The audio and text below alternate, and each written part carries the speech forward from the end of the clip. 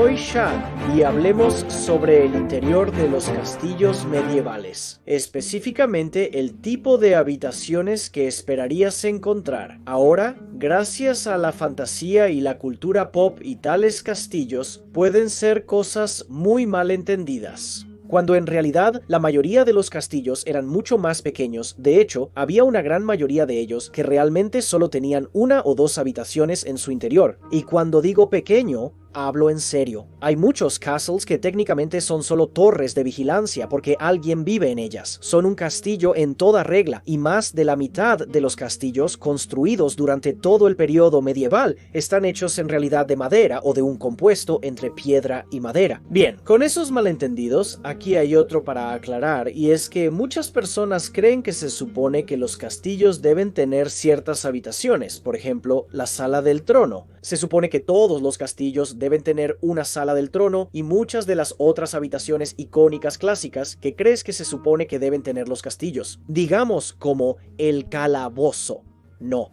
La forma de obtener una buena base para los requisitos mínimos en cuanto al tipo de habitaciones que esperarías encontrar dentro de un verdadero castillo medieval histórico es entender lo que era un verdadero castillo medieval, que es una residencia medieval privada fortificada con excepciones. Por supuesto, no todas las estructuras que se identifican como un castillo dentro del periodo medieval caen en esta definición estricta, pero la mayoría sí. Así que la primera y principal parte de esto es, por supuesto, la residencia. ¿Y cuáles son los requisitos mínimos para una residencia medieval? Bueno, básicamente es una sola habitación. Así que lo que haré en este video es comenzar con el requisito mínimo y luego iremos construyendo y expandiendo este concepto de castillo, que a medida que se hace más grande tenemos la oportunidad de agregar más habitaciones. Y mientras hacemos eso, puedo identificar para ti cuáles son los tipos de habitaciones más comunes que esperarías encontrar dentro de un castillo medieval dependiendo de su tamaño, porque el tamaño realmente es el factor más determinante en esta consideración. Así que ahora volvamos al requisito mínimo, que como dije es una sola habitación. Dentro de esta habitación esperarías encontrar una chimenea para poder cocinar, una cama para dormir que probablemente sería de tamaño doble para que toda la familia durmiera en ella. Tener una cama individual para cada persona es bastante extravagante, pero una vez que nos volvamos lo suficientemente ricos y el castillo sea lo suficientemente grande, quizás sea una extravagancia que podamos permitirnos. En este nivel mínimo, una cama individual hará el trabajo. Una mesa para comer también es muy útil. Y luego, separado de esto, quizás un cofre de algún tipo para almacenamiento. Tienes que entender que en la época medieval, las personas no pasaban mucho tiempo en interiores. Eso cambió durante el invierno, pero aún así, incluso en esa época, hay mucho trabajo que hacer afuera. Una casa era principalmente para refugiarse durante la noche y cuando hacía frío. En cuanto a lo que esperarías encontrar en el exterior, solo lo mencionaré brevemente, porque no es necesariamente el tema de este video, pero hay un par de cosas esenciales que necesitarías para mantener esta casa, siendo un lugar para almacenar comida y podría estar realmente en el interior del castillo si hay suficiente espacio. Un lugar para almacenar leña lista para el invierno y un lugar para guardar tus animales, y para la comida, ciertamente necesitas que esté en un refugio.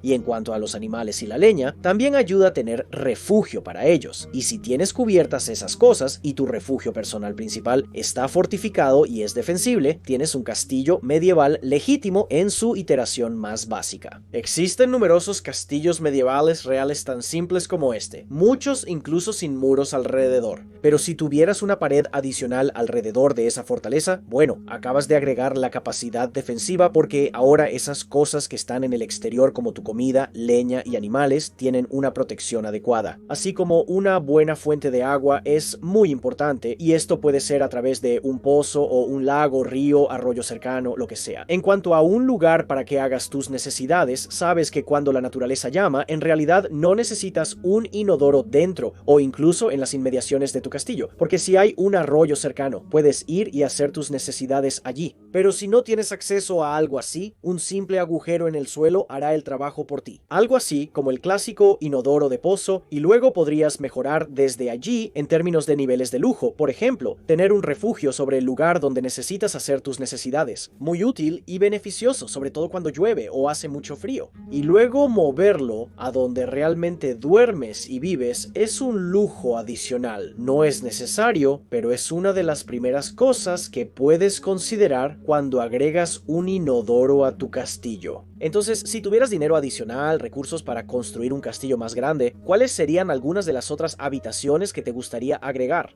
Primero, es posible que no necesites agregar nada a la fortaleza todavía. Probablemente querrías cubrir primero otros edificios externos, como un establo. Tienes refugio para tus animales, pero tener un refugio más dedicado para tus animales más caros como tu caballo es una inversión bastante buena. Pero ahora, volviendo al castillo, una de las primeras adiciones que querrías hacer es una separación en funcionalidad, porque esta habitación única está haciendo todos los trabajos que necesitarías para tu hogar. Es tu cocina, es tu dormitorio, es tu área de comedor y también es el lugar donde recibes a los invitados y visitantes, y así la primera separación puede ser cualquiera de estas cosas. Puedes separar una habitación para tener solo la cocina y el dormitorio y luego tener el área de comedor y visitas separada de eso, lo que esencialmente la convertiría en el tipo más básico de salón que tendrías en un castillo. Pero puedes mezclar y combinar estas funcionalidades. En lugar de tener la chimenea en el dormitorio que querrías por calor, puedes separarla para que la chimenea esté en el área de comedor, donde cuando recibes invitados tienes calor, pero luego podrías querer agregar una chimenea adicional para el dormitorio. Esta simple división en la funcionalidad de la habitación única en dos es en realidad ya bastante extravagante y puede crear un poco de separación entre el señor y sus sirvientes, invitados y lo que sea, donde se les permite entrar al área pública, que es una especie de pequeño gran salón que tienen en este castillo, pero no se les permite entrar al dormitorio del señor. De hecho, esta separación básica entre la parte privada del señor del castillo y la parte donde recibe a sus sirvientes y vasallos y demás es uno de los diseños más básicos y fundamentales de muchos castillos que tienen este paso avanzado por encima de ser realmente una sola habitación, tener esta división. Y hay muchos arreglos en los diseños de castillos que manejan esto, donde el salón, la parte de entrada donde reciben a los invitados, se expande y se vuelve mucho más grande. Su propio dormitorio no necesita ser masivo, pero si van a criar una familia, ayudará a tener un espacio un poco más grande para su cónyuge e hijos. Y luego la siguiente etapa a esto es separar la cocina de donde sea que estuviera ubicada la cocina. Si estaba en el dormitorio o en el gran salón, una sección separada donde, si eres lo suficientemente rico para tener un cocinero,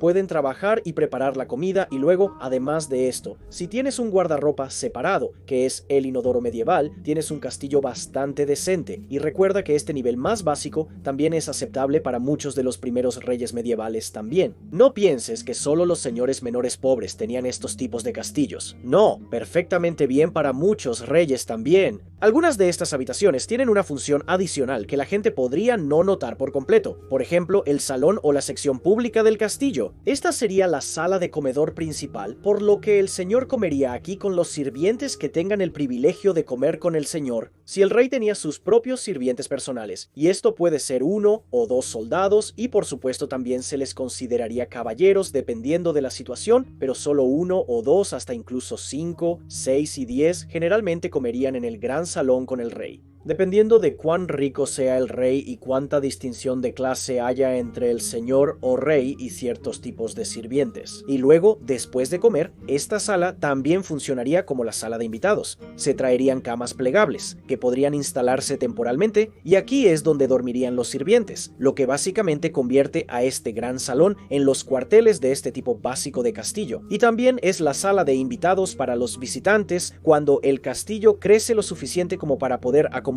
habitaciones adicionales. No hay una lista estricta de, bueno, seguramente querrías esta habitación a continuación. Realmente dependería de la preferencia personal del señor sobre qué tipo de habitación querría añadir, y de la lista de los tipos comunes de habitaciones que podrías encontrar en el castillo que lógicamente se añadirían en esta etapa de expansión, estarían, digamos, una capilla, si fuera particularmente importante para el señor, porque un señor podría querer una capilla dedicada para este espacio que él es capaz de acomodar, o podría querer lo que se llama un solar. Un solar es un tipo interesante de división en funcionalidad una vez más, donde antes, cuando estamos mirando el tipo más pequeño de castillo, una sola habitación tenía la funcionalidad de todo, y luego, cuando expandimos ese castillo, no había un área separada distinta del comedor donde la familia pudiera pasar su tiempo personal aparte del dormitorio. Un solar es esencialmente el equivalente medieval de la sala de estar. Este es el lugar donde la familia simplemente pasa su tiempo, y es bastante común que haya una cama dentro del solar, incluso si tienen un dormitorio separado dedicado además de eso. Según el espacio disponible en el castillo, la capilla no tiene que estar necesariamente dentro del torreón. Hay muchos casos en los que se construyeron capillas dedicadas en un edificio separado al torreón dentro del patio, es decir, las paredes externas del propio castillo. Además, a medida que aumenta la riqueza del señor para construir un castillo más grande, también aumenta la probabilidad de que el patio externo tenga más espacio, lo que brinda la oportunidad de construir un cuartel separado para que los sirvientes duerman. Esto significa que no necesariamente estarían durmiendo dentro del gran salón y se aplica a cualquier sirviente permanente al servicio del señor. ¿Qué tipo de sirvientes podría tener el señor? Bueno, eso dependería en gran medida de las preferencias del señor individual y qué tipo de sirvientes preferirían sobre otro. ¿Quieren un cocinero dedicado permanente? ¿Quieren un chambelán para manejar los asuntos, las finanzas, la contratación y el despido del personal? Aunque generalmente eso sería manejado por la esposa del señor, pero si la esposa del señor quería dedicar su tiempo a otras cosas, un chambelán podría ser una buena opción. Lo interesante de los sirvientes dentro de un castillo es que cumplen el mismo doble propósito que vemos en las habitaciones dentro de un castillo, dependiendo del tamaño del castillo. Mientras más pequeño sea el castillo, más tareas tendrán que realizar los sirvientes individuales. Por ejemplo, el cocinero también podría cumplir el papel de la criada de la escudilla, que básicamente es la limpiadora del castillo. También podrían cumplir el papel de una criada de librea para ayudar a la dama a vestirse y desvestirse. El sirviente también podría cumplir el papel de un criado para ayudar al señor a vestirse. Incluso podrían cumplir el papel de un escudero, y el escudero está allí, por supuesto, para ayudar al señor a ponerse y quitarse su armadura y hacer muchos otros trabajos, así como ser entrenado en las artes caballerescas. Y el propio escudero puede cumplir muchos roles adicionales que otros sirvientes podrían haber llenado si el señor tuviera más dinero para contratar sirvientes adicionales. Porque cuanto más rico es el señor, más prestigio tienen sus sirvientes más cercanos, hasta el punto de que sus escuderos serían tratados como una especie de señores en su propio derecho, con sus propios sirvientes. Y esto, por supuesto, depende del periodo de tiempo y la ubicación geográfica, porque la época medieval fue algo muy diverso, y dependiendo de cuántos sirvientes tenga el señor, también ayuda a determinar si necesita haber un cuarto de dormir dedicado para ellos dentro del castillo o dentro de un edificio externo al torreón, pero ubicado dentro de las murallas del castillo. Si no hay un cuarto de dormir dedicado a los sirvientes, bueno,